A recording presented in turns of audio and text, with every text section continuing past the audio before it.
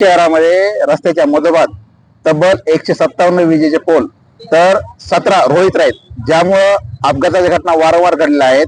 यापूर्वी घटना घडल्या आहेत ज्या ठिकाणी जनावर असतील आणि रोहित जे आहेत ते उघड्यावर आहेत, ते संरक्षण बंदिस्त नाहीयेत. त्यामुळे गेल्या 3-4 वर्षापासून सामाजिक कार्यकर्त्यांनी आम्ही वारंवार जिल्हा प्रशासनाला, नगर परिषदेला आंदोलन केलेले आहेत. पाठीमागे जेव्हा मुख्यमंत्री आणि उपमुख्यमंत्री रेल्वे स्टेशनच्या उद्घाटनाला आले होते, तेव्हा रस्त्याच्या मधोमध रोहित मुख्यमंत्र्यांना दिसू नये म्हणून जिल्हा प्रशासनानं ते पडद्यानं झाकून ठेवलं होतं आणि दुर्दैवी घटना घडणार अशी आम्हाला शंका होती.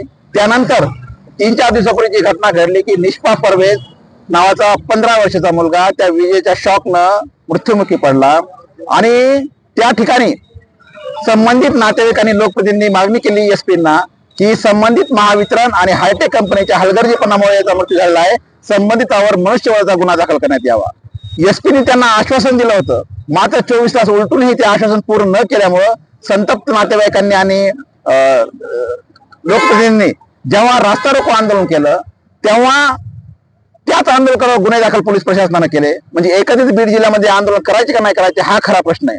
आणि जे गुन्हेगार जे आहेत महावितरण हायटेक कंपनीचे, त्यांच्यावर गुन्हे दाखल करण्याऐवजी पोलीस प्रशासन जर आंदोलकावर गुन्हे दाखल करत असेल तर पोलीस प्रशासन आणि जिल्हा प्रशासनाचा मनमानी कारभार आहे. ते कुठेतरी महावितरण आणि हायटेक कंपनीच्या अधिकाऱ्यांना पाठीशी घालतायत. त्याचा निषेध म्हणून आज आम्ही सगळे आंदोलनकारक जिल्हाधिकाऱ्याला उभे आहोत.